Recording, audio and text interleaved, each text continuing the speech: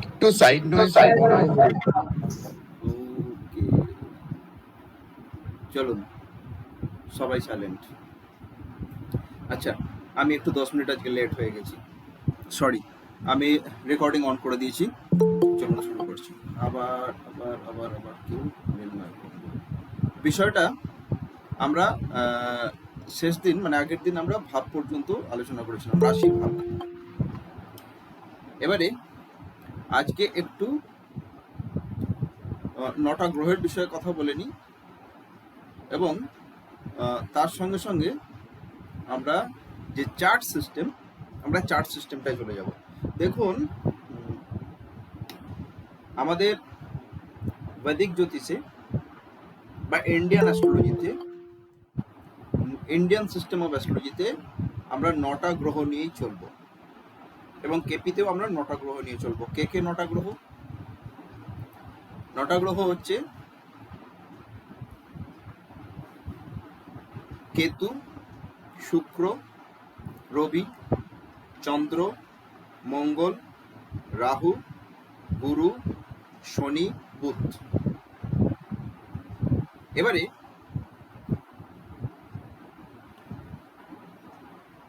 গ্রহ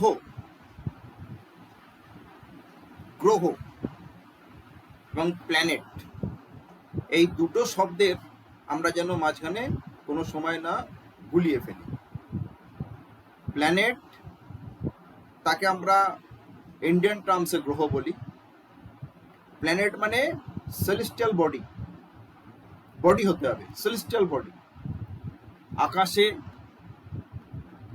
আকাশে গ্রহ, নক্ষত্র, ধূমকেতু, উল্কা সবটাই কিন্তু একটা করে বডি। এবং সূর্য একটা বডি। কোনো একটা সময় আমাদের বিজ্ঞানীরা যেটা মনে করেন, কোনো একটা সময় যে সূর্যের সঙ্গে কোনো একটা অন্য বিরাট বড় একটা নক্ষত্র বা কারো ধাক্কা টাক্কা লেগেছিল, বা কোনো একটা বিস্ফোরণ হয়ে সূর্যের অনেক অংশগুলো একটু ছিটকে বেরিয়ে সূর্য থেকে খানিকটা দূরে চলে গিয়ে সূর্যের চারিদিকে ঘুরতে শুরু করেছিল। যারা যারা ছিটকে বেরিয়ে গেছিল তারা হচ্ছে একটা করে সেলেস্টিয়াল বডি, যাদেরকে আমরা বলি প্ল্যানেট। এবং আপনারা জানেন সোলার সিস্টেমে সূর্য, মাঝখানে সূর্য, সূর্যের পর বুধ, শুক্র, তারপরে পৃথিবী, তারপরে হচ্ছে মঙ্গল, মার্কিউরি, ভেনাস, আর্থ, মার্স, তারপরে শনি, তারপরে তারপরে জুপিটার, তারপরে শনি, তারপরে ইউরেনাস, তারপরে নেপচুন, তারপরে প্লুটো। এগুলো মোটামুটি বিজ্ঞানীরা আবিষ্কার করেছে, এবং দূরবীক্ষণ যন্ত্র দিয়ে মোটামুটি এগুলোকে দেখা যায় যে এরা সব ঘুরছে, এবং এরা গ্রহ, সৌর পরিবারের একটা অংশ। তাহলে sun, Mercury, Venus, Earth, Mars, Saturn, Uranus, Neptune, Pluto, এগুলো সেলেস্টিয়াল বডি।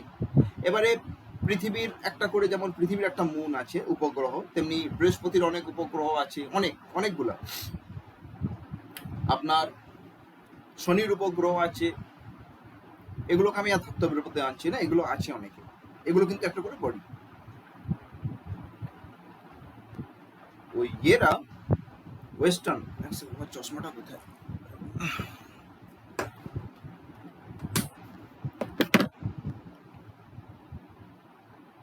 ওয়েস্টার্নে মানে স্যার রেকর্ডিংটা চালু তো? স্যার রেকর্ডিংটা চালু তো? রেকর্ডিং করছি। পাশ্চাত্য দেশে, যাকে আমরা বলি ওয়েস্টার্ন অ্যাস্ট্রোলজিতে, ওরা তো সব মোটামুটি ল্যাব টেস্টিং ব্যাপার বোঝে, চোখে দেখেছি, কানে শুনেছি তবে বিশ্বাস করি, এটা কোয়ান্টাম ফিজিক্সের বিষয়। এবং সেই অনুসারে যাদেরকে যাদেরকে দেখা যায় তাদেরকে ওরা বিশ্বাস করে। সেটা হচ্ছে Mercury, Venus, Earth, Mars, Saturn, Uranus, Neptune, Pluto.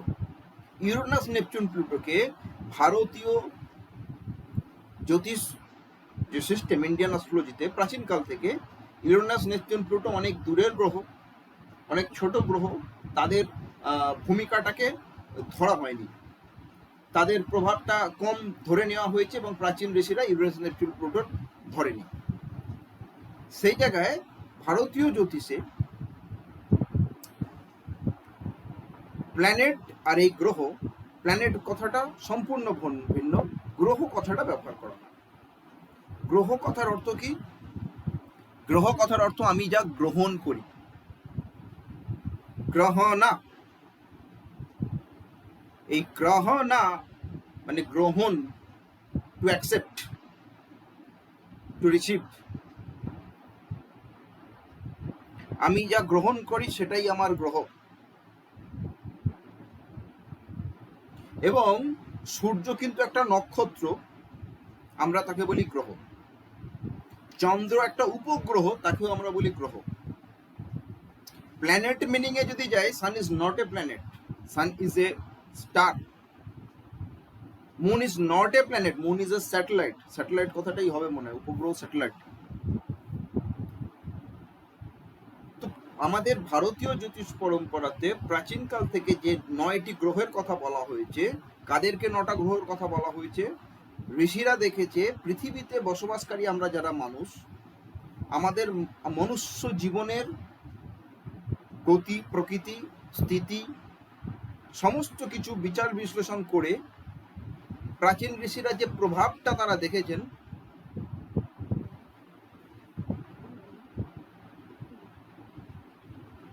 প্রাচীন ঋষিরা যে প্রভাব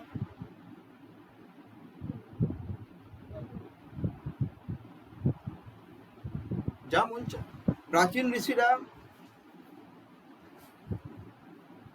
যে প্রভাবটা দেখেছেন, তারা দেখেছেন এই মনুষ্য জীবনের শুরু থেকে শেষ পর্যন্ত জীবন যে অতিবাহিত হয় একই রকম গতিতে, একই রকম খাতে, একই রকম পথে, বা যাকে বলা হয় সেম ফ্রিকোয়েন্সি সবসময় থাকে না। এবং এই যে ফ্রিকোয়েন্সিটা চেঞ্জ হয়, কখনো ভালো, কখনো মন্দ, কখনো সুখ, কখনো দুঃখ, কখনো আনন্দ, কখনো আছে, কখনো নেই, এই সব কিছু নিয়ে তারা দেখেছে বিভিন্ন সময় মানুষের জীবন যে অতিবাহিত বা জীবন যে চালিত হয়, কোনো একটা শক্তি তার উপর ক্রিয়া করে। এই শক্তিটা মানুষের ভিতরকার বা আভ্যন্তরীণ শক্তি না, প্রকাশটা ভেতর থেকে হয়, কিন্তু বাহ্যিক কোনো একটা শক্তি আছে। এবং তারা তাদের সূক্ষ্ম শরীরে বা সূক্ষ্ম বিচারে বা সূক্ষ্ম দৃষ্টিতে তারা এটা নির্ণয় করে যে যখন মানুষ কোনো একটা পর্যায়ে চলছে, মানুষ যে পর্যায়ে আছে সেই পর্যায়টা যে থাকে, সেই পর্যায়ে থাকার জন্য সে যে প্রভাবটাকে গ্রহণ করে, যে প্রভাবের দ্বারা সে প্রভাবিত হয়, অর্থাৎ যে প্রভাবটাকে সে গ্রহণ করে, সেই প্রভাবটা মহাকাশীয় কোনো একটা গ্রহ বা তার সঙ্গে সংযুক্ত থাকে। এবং যখন কোনো গ্রহ কাউকে প্রভাবিত করে এবং সে সেই গ্রহের প্রভাবে প্রভাবিত হয়, তখন সে সেই গ্রহর অনুসারে চালিত হয়, এবং এটাই মানুষের গ্রহ। প্রাচীন ঋষিরা রবি বা সূর্যকে গ্রহ নির্ধারণ করল এবং সূর্যের কিছু অ্যাট্রিবিউটস বা সিগনিফিকেশন বা কারকতা তারা নির্ধারণ করল।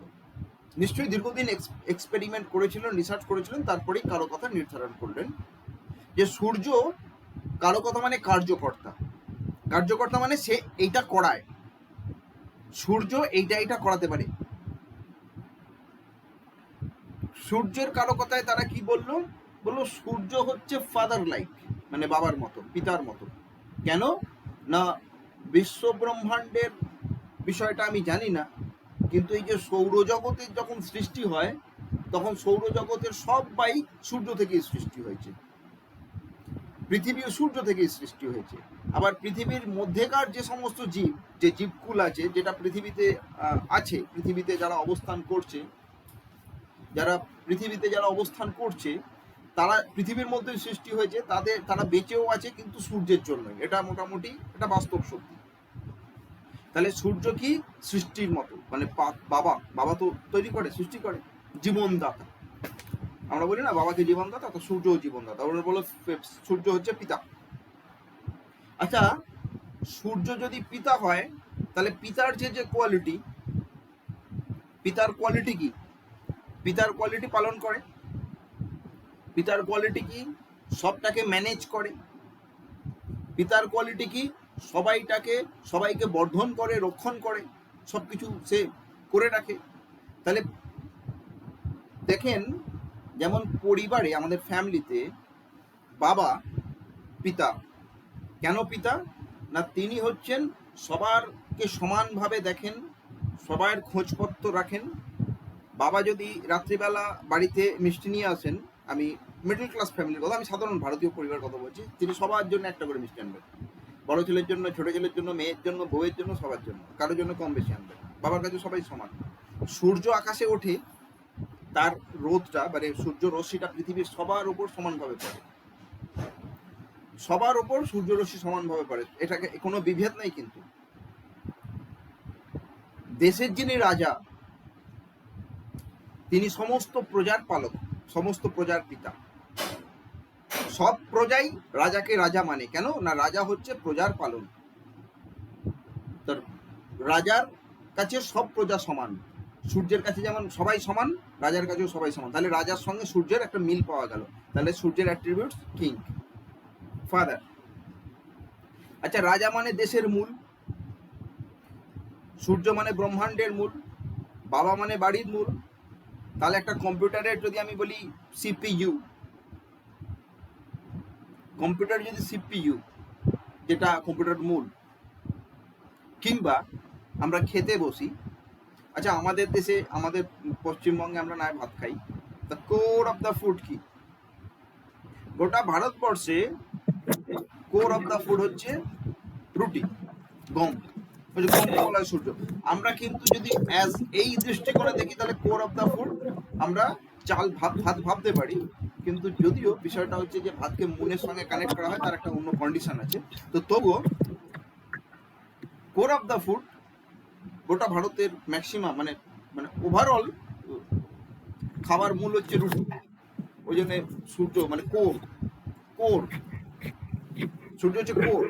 আচ্ছা, তাহলে কারো পিছনে নয়েজ হচ্ছে, তাহলে বলুন, আমরা যখন কোনো জায়গায় ব্যবসা করতে যাই বা চাকরি করতে যাই, যদি কোনো অফিসে যাই, তাহলে অফিসের কোর অফ দ্য অফিস কে হবে?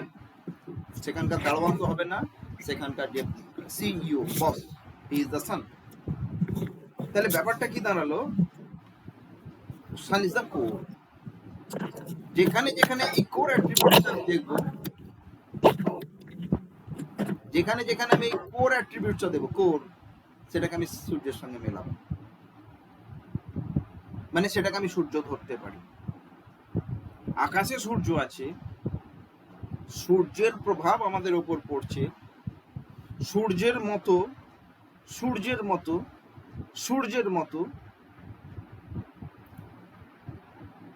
অ্যাট্রিবিউটস যার যার সঙ্গে মেলে তাকে আমরা সান বলতে পারি। এটা হলো একটা গ্রহের কারকতা। আচ্ছা, সূর্যকে তো আমরা গ্রহ বলি, চন্দ্র একটা উপগ্রহ, কিন্তু চন্দ্রকেও আমরা গ্রহ বলছি। আচ্ছা, চন্দ্রের অ্যাট্রিবিউট কি? পৃথিবীটাকে নার্চার করে, নারিশ করে চন্দ্র। জলই জীবন। সূর্য তো সৃষ্টি করে দিয়েছে, the reason of beginning, creation. জলই জীবন। ওই চন্দ্রমা তার টানে গোটা পৃথিবীর জল সারাদিনে একবার এদিক একবার ওদিক হয়, জোয়ার ভাটা হয়। আর এদিক ওদিক হওয়ার জন্যই কিন্তু এই জোয়ার ভাটা, এদিকে জল বাড়ছে, ওদিকে জল কমছে, গোটা পৃথিবীর মানুষের জলের চাহিদাটা পূরণ হয়। দেখেন, যেমন আমরা রুটি খেয়ে নিই, রুটিটা তো খেয়ে নিলাম, তাই রুটিটা খাওয়ার পর একটু জল খেতে হয়, যাতে রুটিটা নরম হয়ে সহজে ভেতরে যায়। ঠিক তেমনি আমাদের বাবা রোজগার করে চাল ডাল নিয়ে আসে, কিন্তু সেটাকে রেঁধে বেড়ে আদর করে পরিবেশন করে মা। মায়ের কাজ হচ্ছে নারিশ করা। যেমন চন্দ্রমা পৃথিবীকে নারিশ করে, মা হচ্ছে নারিশ করে। চন্দ্রমার মূল রোল কিন্তু নারিশিং। সেই জন্য আমাদের বাড়ির মায়েরা নারিশিং করে, চন্দ্রমাকে মা বলা হয়। আবার যেহেতু চন্দ্রমা জল, জল পুরো ব্যাপারটা চন্দ্রমার অধীনে, তাই চন্দ্রমা হচ্ছে ওয়াটার। আচ্ছা, যখন চন্দ্রমা জল বললাম, তাহলে জলের ধর্ম কি? ফ্লো করা, বয়ে যাওয়া, রুখবে না, থামবে না। আমাদের মনও কিন্তু বয়ে যায়, ইমোশন ফ্লো করে, ইমোশন ফ্লো করে চন্দ্রমা। এ প্রসঙ্গে একটা কথা আমার বলা হলো না, আমাদের জীবনটা শরীর, আত্মা, আত্মা আর মন, এই তিনের সমন্বয়ে সৃষ্টি। বিশ্ব চরাচর মানে এই পৃথিবীর সৃষ্টির মর্কজ তো সূর্য। মানে সূর্য প্রথমে বাস্ট হয়েছিল, সেখান থেকে পৃথিবীটা তৈরি হয়েছিল, আবার পৃথিবীর মধ্যে কিভাবে কিছু একটা হয়ে গেছিল, যে যাই হোক আমি জানি না, সেটা সায়েন্টিস্টরা জানে। একটা জীব সৃষ্টি হয়ে গেছিল, সেখান থেকে আস্তে আস্তে মানুষ হয়ে গেছে। অর্থাৎ মর্কজটা কোথায় ছিল? যে একদম স্টার্টিংটা সূর্য থেকে হয়েছিল। তো এই যে জীবনটা, এই শরীরটা, আমরা তো একটা শরীর পেয়েছি, এই শরীরটা সৃষ্টি হয়েছে, কিন্তু শরীরটা অ্যাক্টিভেট হয়েছে কেন? না আত্মা, এটা প্রিডেস্টাইন্ড কোন আত্মা এই শরীরটাকে ধারণ করেছে। ওই জন্য বলে সৃষ্টির কারণটাই আত্মা। আবার একটা বিষয় দেখেন, বলে পরমাত্মা, পরমেশ্বর, যাকে বলা হয় সুপার পাওয়ার, যাকে বলা হয় কি বলবো, এটাকে আমরা তো সোল বলি, সোল মানে আত্মা, আর পরমাত্মা যেমন আত্মা আর পরমাত্মা মানে টোটাল টোটাল জিনিস, সৃষ্টির মর্কজ, মূল। পরমাত্মা বহুভাবে বিকশিত হয়েছিলেন। পরমাত্মা তার ইচ্ছা হয়েছিল, তিনি বহুভাবে বিকশিত হয়েছিলেন, বহু আত্মায় বিকশিত হয়েছিলেন, এবং সেই আত্মা আস্তে আস্তে তার পথ ধরে নিজের মতো করে এগিয়ে চলেছে। এক একটা সিঙ্গেল আত্মা, সিঙ্গেল আত্মা। পরমাত্মা এক একটা বহু আত্মায় বিকশিত হয়েছিলেন। তিনি ইচ্ছে হয়েছিল আলাদা আলাদা, তিনি বিকশিত হয়েছিলেন। তো তেমনি এই আত্মাটা সূর্য, আর আত্মা যখন শরীর ধারণ করে তখন জীবনটা চলে। তাহলে সূর্য হচ্ছে আত্মা, আর চন্দ্রমা তার অ্যাট্রিবিউটস হলো মন। এবার দেখুন, বলে যে শক্তি অবিনশ্বর, শক্তি নশ্বর নয়, অবিনশ্বর, কিন্তু শক্তির রূপান্তর হয়। আর একটা শক্তি থেকে যখন আরেকটা শক্তিতে রূপান্তর হয়, একটা শক্তি থেকে যখন আরেকটা শক্তিতে রূপান্তরিত হয়, তখন একটা ট্রান্সফর্ম প্রসেস হয়, ট্রান্সফর্ম। আর ওই ট্রান্সফর্মের সময় এনার্জি ক্রিয়েট হয়, এনার্জি। তা আমাদের এই যে আত্মাটা একটা শরীর ছাড়লো, আবার একটা শরীর ধারণ করলো, মনটা তো চন্দ্রমা, শরীরটা হয়ে গেল মঙ্গল, ফিজিক্যাল বডি। কেন? ওই যে এনার্জি ট্রান্সফরমেশনের সময় যে এনার্জি ক্রিয়েট হয়, সেইতে শরীরটা আমাদের। আর এনার্জি হচ্ছে, শক্তি হচ্ছে মঙ্গল। আচ্ছা, এনার্জি যদি মঙ্গল হয়, তাহলে কাজ করতে গেলে তো, অ্যাকশন অ্যাক্টিভিটি করতে গেলে তো শক্তি চাই, শক্তি না হলে তো অ্যাক্টিভিটি হবে না, সেটা মঙ্গল। যেখানে যেখানে এনার্জির খেলা, যেখানে যেখানে শক্তির বা অ্যাকশন, অ্যাক্টিং, মানে অ্যাক্টিভনেস, সেখানেই মঙ্গল। মঙ্গল হচ্ছে অ্যাকশন। আর শরীরটা কিন্তু কর্ম করার জন্য এই শরীরটা ধারণ করা, অ্যাকশন নেওয়ার জন্য। মন দিয়ে তো অ্যাকশন নেওয়া যায় না, আত্মা দিয়েও অ্যাকশন নেওয়া যায় না। অ্যাকশন নিতে গেলে শরীরটা চাই। হয়তো মনেরই একটা প্রকাশ হবে, কিন্তু শরীর দ্বারা প্রকাশিত হবে। আমার মনে হলো কাউকে এক থাপ্পড় মারি, আমার শরীর না থাকলে আমি মারবো কিভাবে, অ্যাকশনটা নেবো কিভাবে? বা আমি একটা কাজ করি, আমি 1 বিঘে জমি এখন কপাবো, কোদাল দিয়ে কপাবো, আমার মন চাই, কিন্তু সেটা করবে কি? শরীর। অ্যাকশনটা অ্যাক্টিভটা হবে কি? শরীর। ওটা মঙ্গল, মার্স। দেখুন, এই যে যত মেশিন চলছে, সেটা কি হচ্ছে? ক্রিয়া হচ্ছে, অ্যাকশন চলছে, মঙ্গল। দেখুন, যেখানে লড়াই যুদ্ধ হচ্ছে, কেন? অ্যাকশন, মারামারি, যুদ্ধ, মঙ্গল। আমি আগে একটা কথা বললাম যে অফিসের যিনি সিইও, তিনি সান। অফিসের যিনি দারোয়ান, কেন দারোয়ানটা রাখা হয়েছে? না অফিসে যেন কোনো উৎপাত না হয়, বাহ্যিক কোনো সমস্যা না আসে, সেটাকে ফিজিক্যালি রক্ষা করার জন্য দারোয়ান রাখা হয়েছে, সেও মঙ্গল।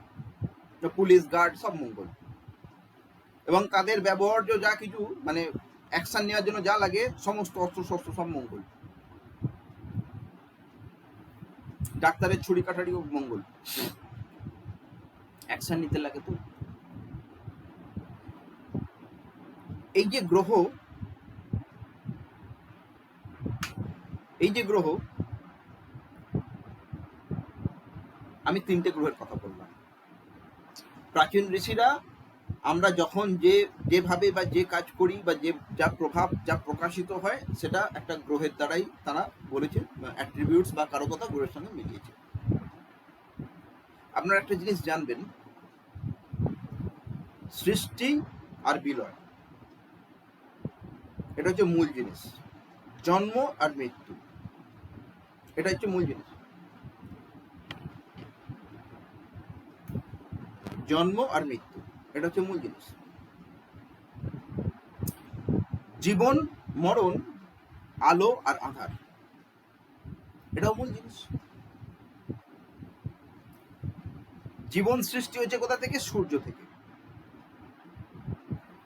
সৌরজগতে একমাত্র জীবন আছে পৃথিবীতে, বাকি কোনো গ্রহে নেই। সূর্যের পর, সূর্য মাঝখানে, প্রথম গ্রহ কে? বুধ, তারপরে কে? শুক্র, তারপরে পৃথিবী। সূর্য থেকে যখন আলো আসে তখন সেই আলোটা বুধ, শুক্র, তারপরে পৃথিবীতে। পৃথিবীর পর মঙ্গল, বৃহস্পতি, শনি।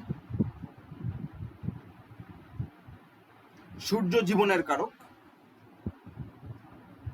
সূর্য আলো, উজালা, ব্রাইট, আর সূর্যের আলোটাই জীবনের মূল কারণ। প্রাচীন ঋষিরা দেখলো এই যে ব্রাইট লাইট এটা জীবনের যেমন মূল কারণ, শনি ডার্ক, অন্ধকার, মৃত্যুর মূল কারণ। সূর্য এবং শনির মাঝখানে আছে পৃথিবী। পৃথিবীর দুদিকে সূর্যের দিকে আছে বৃহস্পতি, শুক্র। পৃথিবীর দুদিকে শনির দিকে আছে মঙ্গল এবং বৃহস্পতি। সূর্য থেকে আসছে bright light, the reason of being, জীবনের কারণ। শনি থেকে আসছে dark light, the reason of death. এই ব্রাইট লাইট যখন আসছে, বাধা কোথায়? শুক্র এবং বুধে। ধরে নিচ্ছে আমি, বাধা নয়, তবু শুক্র এবং বুধকে ধাক্কা খেয়ে আসতে হতে পারে। শুক্র বুধ যদি চায় তাহলে এই ব্রাইট লাইটটাকে কিন্তু পৃথিবীতে আসতে প্রতিবন্ধকতা করতে পারে, জীবনের কারণটা। আর শনি থেকে যখন পৃথিবীতে লাইটটা আসছে, ডার্ক লাইট, তখন সেটাকে প্রতিবন্ধকতা কে আনতে পারে? জুপিটার আর মার্স, বৃহস্পতি আর মঙ্গল। আমরা যে জীবনে বেঁচে আছি, আমরা খেয়ে দিয়ে বেঁচে আছি। আমরা কি খাই? আমরা যেমন খাই সেই অনুসারে কিন্তু আমাদের শরীর পরিচালিত হয়। মুখরোচক খাচ্ছি,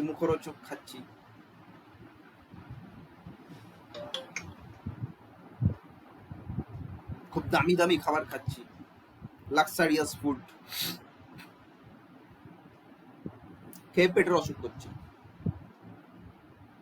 মুখরোচক খাবার, বুধ, লাক্সারিয়াস দামি জিনিস, ভোগ শুক্র।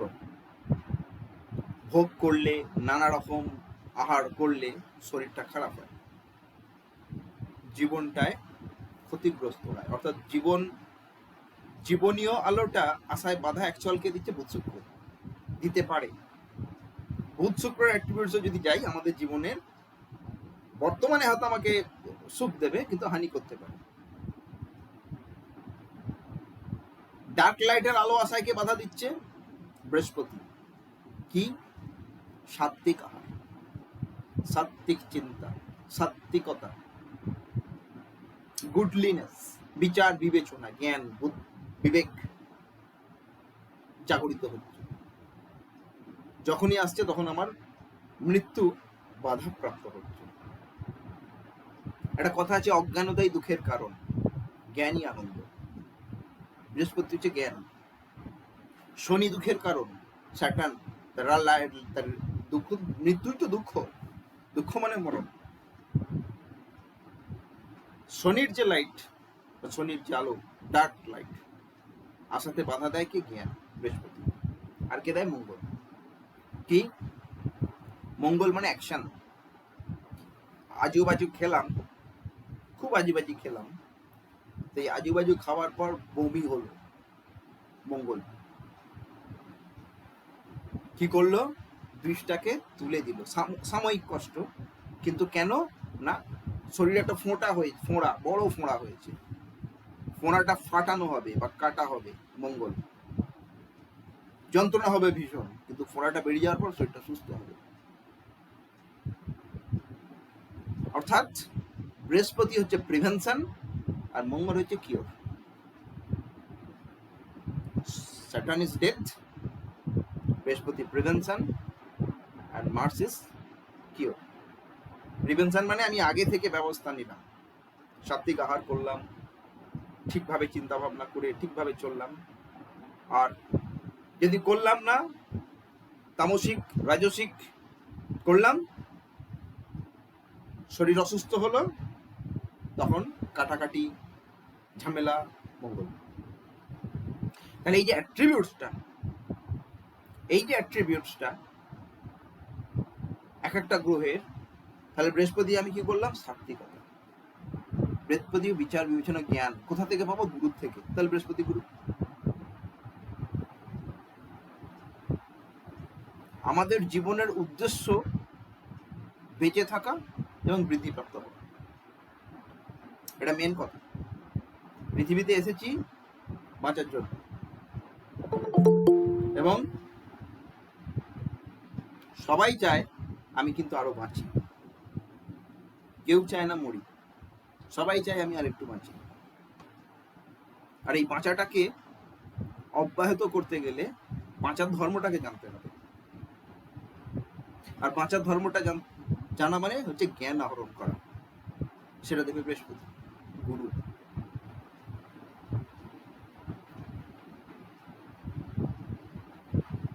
দেখুন, এই যে 9টা গ্রহ, এই 9টা গ্রহের মধ্যে আমি 7টার কথা বললাম। রবি বললাম, চন্দ্র বললাম, শুক্র বললাম, বুধ বললাম। শুক্র হচ্ছে লাক্সারি মানে হাইফাই ব্যাপার আর কি। শুক্র মানে কমফোর্ট, আরাম।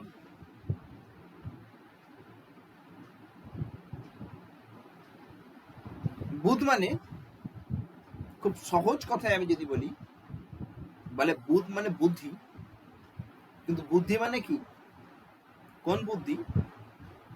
Copy paste. এমনিটি হয়, আমি জানতে পারলাম এমনিটি হয়, আমি এমনিটি এইভাবে করলাম, মানে এইভাবে করলে হয়, আমি জেনে গেছি, এইভাবে আমি করলাম, কাজ হয়ে গেল। এইভাবে হয়, আমি জেনে গেলাম, সবাই করে, আমিও ওইভাবে জেনে নিলাম, আমি ওইভাবে করে দিলাম, কপি করে পেস্ট করলাম।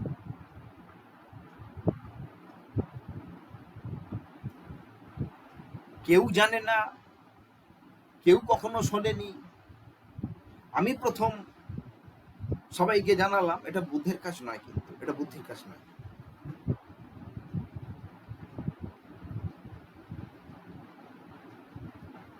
কেউ জানতো না, কেউ কখনো শোনেনি, আমি প্রথম সবাইকে জানালাম, এটা কিন্তু বুদ্ধির কাজ নয়, এটা রিসার্চের কাজ। আমি দীর্ঘদিন রিসার্চ করলাম, কিন্তু খোঁজা, এবং সেটাকে ডেভেলপ করলাম, তারপর আমি সবাইকে জানালাম, শেখালাম। বৃহস্পতি একটা গেন হলো, নলেজ গেন করলো। এই প্রসঙ্গে একটা কথা বলি, আমি কিন্তু এতক্ষণ পর্যন্ত যেগুলোর কথা বললাম, তারা সব একটা করে গ্রহ, সে উপগ্রহ হলেও গ্রহ, আর গ্রহ হলেও গ্রহ, নক্ষত্র হলেও গ্রহ। এরা কিন্তু কেউ প্ল্যানেট আমি নাও বলতে পারি। শনি পর্যন্ত আমাদের প্রাচীন ঋষিরা মেনে নিল। তারপরে তারা বলল রাহু আর কেতু। রাহু কেতু কি? পৃথিবীর যে অরবিট, পৃথিবী তো ঘুরছে, তার একটা অরবিট আছে, কক্ষপথ। আর চন্দ্রের যে অরবিট, চন্দ্র ঘুরছে, তার অরবিট আছে। ওই পৃথিবীর অরবিট আর চন্দ্রের অরবিট দুটো জায়গাতে, দুটো গোল দুটো জায়গাতে ইন্টারসেক্ট করে বা ছেদ করে সব সময়ের জন্য। 5 ডিগ্রি কোণে ঘুরছে। ওই যে দুটো ছেদ বিন্দু, ওই দুটো ছেদ বিন্দুকে বলা হয় রাহু কেতু। সূর্যের যখন বিস্ফোরণ হয়েছিল, বিস্ফোরণের সময় সব টুকরো টুকরো অনেক অংশ অনেক দূরে দূরে চলে গেছিল, কিন্তু সূর্যের একটা নিজস্ব বল ছিল যাকে বলে অভিকর্ষ বল।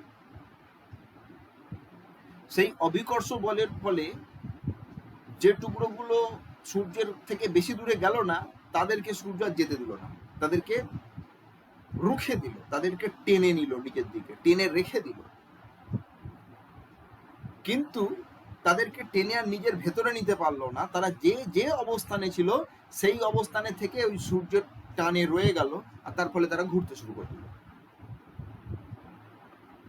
এই অভিকর্ষ বল যখন সূর্যের আছে, অন্য সবারই, যেহেতু সূর্যের থেকে সবাই সৃষ্টি, তাদের অভিকর্ষ বল আছে। আর এই অভিকর্ষ বলের ফলে সূর্য সবাইকে নিজের দিকে টেনে রেখেছে। আবার পৃথিবী সূর্যের থেকে সৃষ্টি হয়েছে, তার একটা নিজস্ব অভিকর্ষ গ্র্যাভিটি আছে, তার ফলে সে চাঁদকে টেনে রেখেছে নিজের দিকে। আবার চাঁদও পৃথিবীকে টানাটানি করে, বলে পৃথিবীর জলগুলো সব এদিক ওদিক হয়।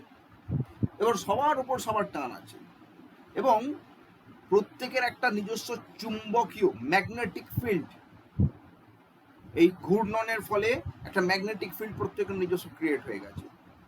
প্রত্যেকের নিজস্ব একটা শক্তি আছে। কি শক্তি? অন্যকে টেনে নেওয়ার বা টানার বা টান আকর্ষণ করার একটা শক্তি আছে। আকর্ষণ হলেই যে চলে যাবে তা নয়, কিন্তু তার একটা আকর্ষণ কাজ করে। এই প্রত্যেকের গ্র্যাভিটি এবং প্রত্যেকের আকর্ষণ শক্তিটা, যেটা মহাকাশে ভীষণভাবে প্রভাব বিস্তার করছে, ওই পৃথিবী এবং চন্দ্রের ওই যে দুটো অরবিট, দুটো কক্ষপথ দুটো যে জায়গায় ছেদ করেছে, ইন্টারসেক্ট করেছে ছেদ বিন্দুতে, ওই ছেদ বিন্দুতে পৃথিবী এবং চন্দ্রের গ্র্যাভিটি প্লাস অন্যান্য সকলের গ্র্যাভিটিগুলো বা অন্যান্য সকলের চৌম্বকীয় যে আকর্ষণ শক্তিটা ওই জায়গায় পুঞ্জীভূত হয়েছে, কেন্দ্রীভূত হয়ে গেছে ওই বিন্দুতে।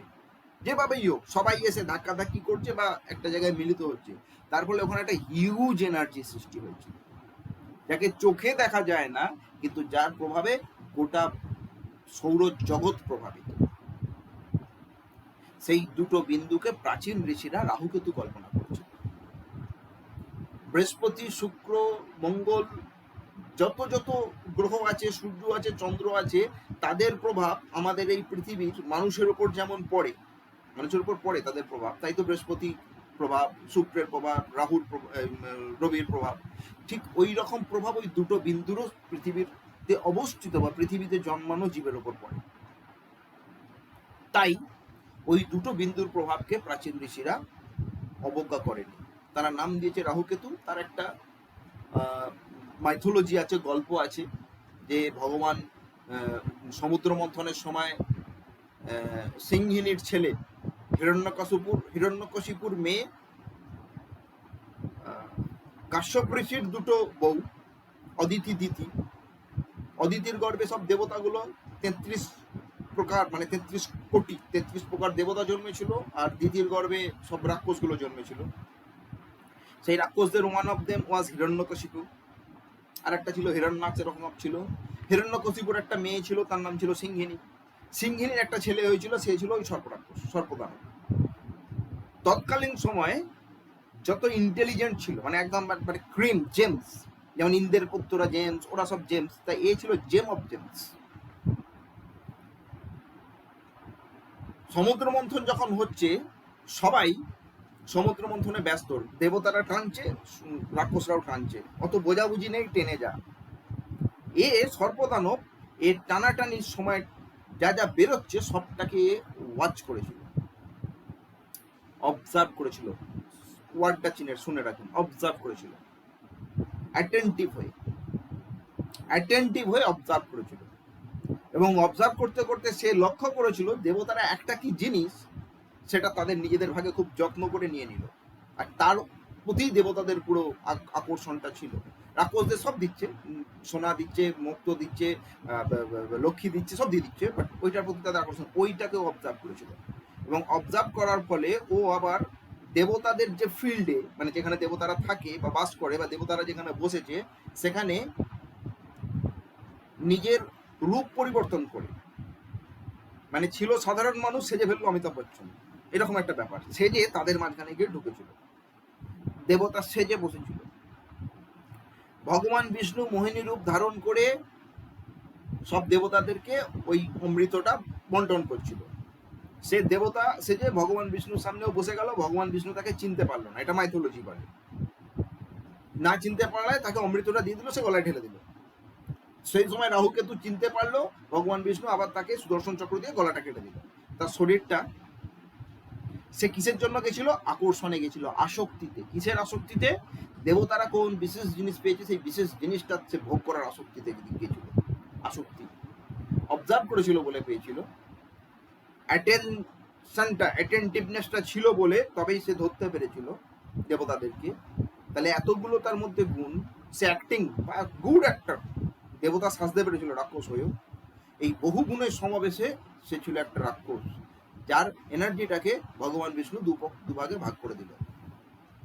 যদি সমুদ্র মন্থন সাকসেস হয়ে যেত, আর সমুদ্র মন্থনের পর সমস্ত অমৃত যদি শুধু দেবতারাই খেত, তাহলে পৃথিবীর পুরোটা ব্যালেন্স হয়ে যেত, আর কোনো সংগ্রাম, কোনো ঝঞ্ঝট থাকতো না, সব ভালো হয়ে যেত, ভালোই ভালো। কারণ ভালোদের তো জয় জয়কার হতো। ওই একটা রাহু ঢুকে গিয়ে সব ঝামেলা পাকিয়ে দিল। সে ওই আসক্তি আর মানে অ্যাটেনশন আর ডিটেনশন, মানে অ্যাটাচমেন্ট আর ডিটাচমেন্ট, তার ভেতরে যে শক্তিটা, আকর্ষণ, তার যে সমস্ত গুণ, অ্যাটেন্টিভনেস, যে গুণের ছিল, সেই গুণটা কি হলো, দুটো ডিভাইড হয়ে গেল এবং অমর হয়ে গেল। ওই অমর হয়ে যাওয়ার পর সে এবার সৃষ্টির কারণ সূর্য আর সৃষ্টির নারীসার চন্দ্র দুটোর উপর প্রভাব বিস্তার করলো, দুটোকে ঝঞ্ঝটের সৃষ্টি করলো। মানে সৃষ্টি এবং সৃষ্টির কারণ সূর্য এবং সৃষ্টির নারীসার চন্দ্র, এই দুটোকেই সে গিলতে শুরু করলো।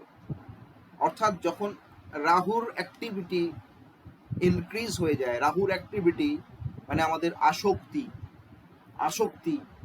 আমাদের আসক্তি যখন বেড়ে যায়, আমাদের আসক্তির ফলে লোভ বা যত রকম মানে বদ গুণ, যা যা যা যা রাক্ষসীয় গুণ যখন আমাদের ভেতরে ইভলভ করে, তখন কি হয়, সৃষ্টির কারণ এবং সৃষ্টির যে নারীসার, এই দুটো গ্রহ কি হয়, ডিপ্রাইভ হয়, দুটো গ্রহ বঞ্চিত হয়, দুটো গ্রহ চাপে পড়ে যায়, সমস্যায় পড়ে যায়।